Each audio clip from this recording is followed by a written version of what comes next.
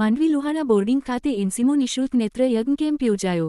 શ્રી રણછોડદાસજી બાપુ charitable hospital Rajkot અને જૈનાચાર્ય ગુણોદય સાગર સુરેશ્વરજી મહારાજ સાહેબના આત્મા શ્રેયાર્થે તેમજ ગણિવર્ય રાજરત્ન સાગરજી અને મુનિ પ્રિયંકર મહારાજ સાહેબની પ્રેરણાથી માતૃશ્રી લક્ષ્મીબાઈ રાયચંદ કાનજી દુલા પરિવારના સહયોગથી એનસીમો નિઃશુલ્ક નેત્ર યજ્ઞ કેમ્પ યોજાયો હતો.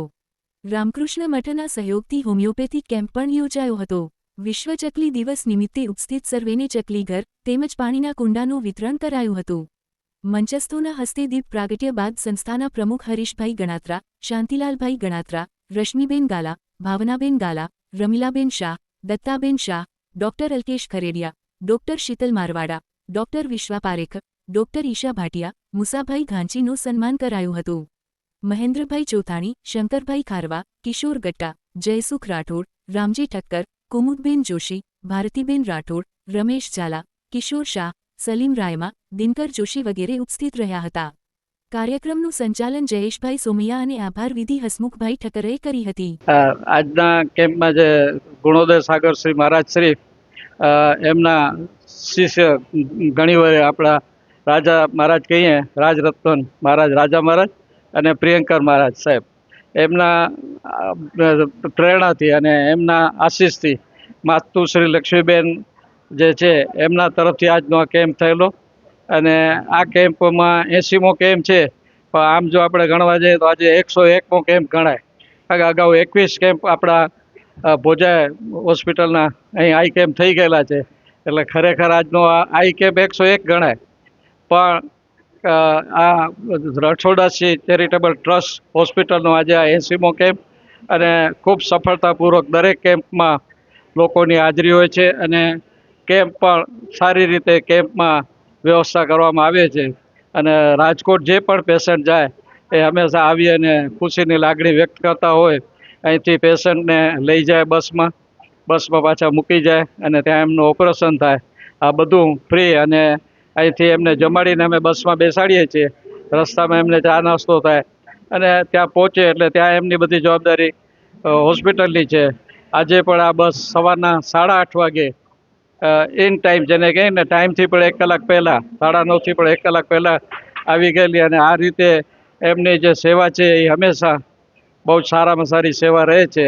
અને એ જ રીતે હોમિયોપેથિકના કેમ્પ પણ અહીં જે થાય છે, અગાઉ જિલ્લા પંચાયતના આયુર્વેદિક અને હોમિયોપેથિકના કેમ્પ થતા, હવે જે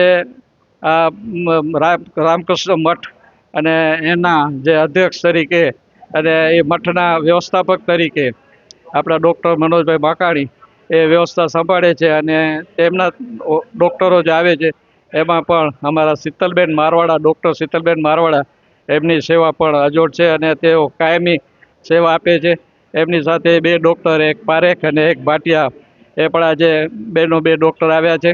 અને આ રીતે દિવસા દિવસ આજે અમારા જે બોર્ડિંગના જે અમારા ટ્રસ્ટીઓની જે અમને ફ્રી એન્ડ સત્તા મળી છે એનો સારામાં સારો ઉપયોગ થાય છે. બોર્ડિંગ એટલે ફક્ત વિદ્યા ભણાવવા પૂરતું નહીં, પણ અન્ય સેવાકીય કાર્યો પણ અહીં મેડિકલના તેમજ અન્ય દરેક સેવાકીય કાર્યો અહીં થાય છે. અને એ સફળતાપૂર્વક અમારી આખી ટીમ બોર્ડિંગની સમગ્ર ટીમને હું તેનો અભિનંદન આપું છું અને એમનો હું આભારી છું.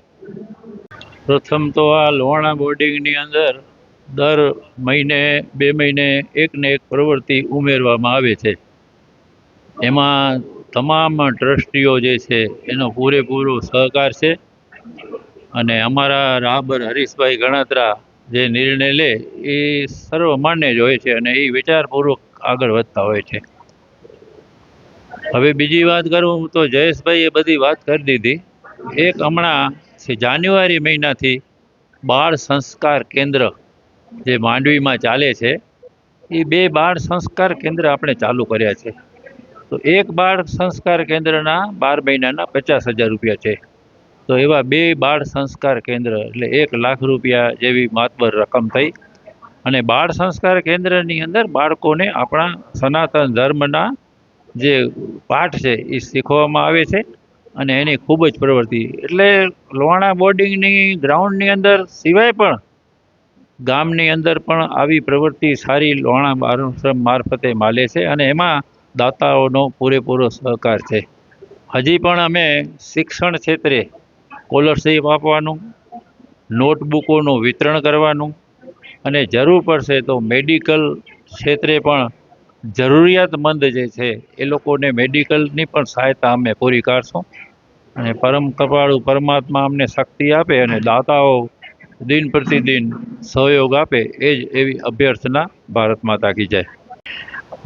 લોહાણા બર્ડિંગ અત્યારે શિક્ષણ સેવા આરોગ્ય ક્ષેત્રે વિવિધ સેવાકીય કાર્ય કરી રહી છે. એમાં સૌથી વધારે લોકપ્રિય અમારો આ આઈ કેમ્પ છે પૂજ્ય રણછોડદાસજી બાપુ ચેરિટેબલ ટ્રસ્ટના સૌજન્યથી અને વિવિધ અલગ અલગ સહયોગી દાતાઓના સહયોગથી આ એક સરસ સેવાનું કાર્ય થઈ રહ્યું છે. લગભગ અત્યાર સુધી 2000 થી 2500 ઓપરેશન દરેક જ્ઞાતિજનો માટે છે અને 2000 થી 2500 ઓપરેશન સફળ ઓપરેશન, એક પણ ઓપરેશન ફેલ નથી ગયું એવા સફળ ઓપરેશનો અમે કરાવી એનો આનંદ છે અમને. અમારી લોહાણા બોર્ડિંગ શિક્ષણનું ક્ષેત્ર તો છે જ, તદુપરાંત આ કેમ્પો તથા મેડિકલ સાધનોનો પણ નિઃશુલ્ક બધાને સેવા પૂરી પાડે છે, જેનો લાભ પણ સર્વેને લેવા વિનંતી છે. અને આ કેમ્પનો વધુમાં વધુ લાભ લે અને મોતિયો મુક્ત જે બનાવવાનું અભિયાન સરકાર ચલાવી રહી છે એમાં સહયોગ અમારો રહે અને આપ તરફથી સહયોગ મળતો રહે એવી વિનંતી છે. જલારામ હસમુખ પ્રેમજી ઠક્કર, સહમંત્રી માંડવી લોહાણા બોર્ડિંગ. આજરોજ અમારી સંસ્થા અને રણછોડદાસ બાપુ ચેરિટેબલ ટ્રસ્ટ હોસ્પિટલ રાજકોટના સહયોગથી આજે અમારા પ્રમુખ વડીલ અને માર્ગદર્શક શ્રી હરીશભાઈ ગણાત્રાના માર્ગદર્શન હેઠળ અમે આજે 80મો કેમ્પ પરિપૂર્ણ કરેલ છે. આજના કેમ્પમાં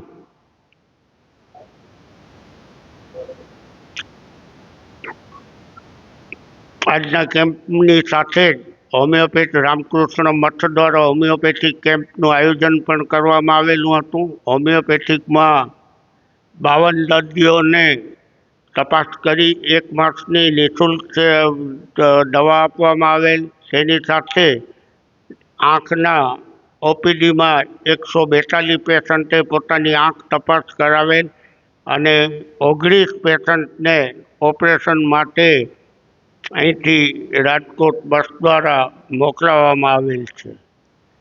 હાલ આવતી તારીખ 20/3ના રોજ વિશ્વ ચકલી દિવસ હોવાથી એમની સાથે અમારા પ્રમુખશ્રીના સ્નેહી મિત્ર શ્રી મુસાભાઈ ગાંચી દ્વારા 50 ચકલીઘર અને 50 પક્ષીના કુંડાનું વિતરણ પણ, જ્યારે આજે કાળઝાળ ગરમી પડી રહી છે ત્યારે તેનું વિતરણ પણ કરવામાં આવ્યું.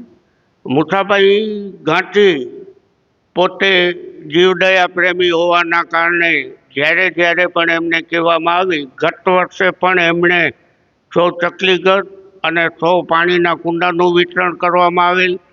તેઓ દ્વારા પણ લોહાણા બાળ આશ્રમમાં આયોજિત નેત્રયજ્ઞ કેમ્પમાં તેમના વડીલો મારફત એક કેમ્પનું પણ આયોજન કરાવેલું હતું.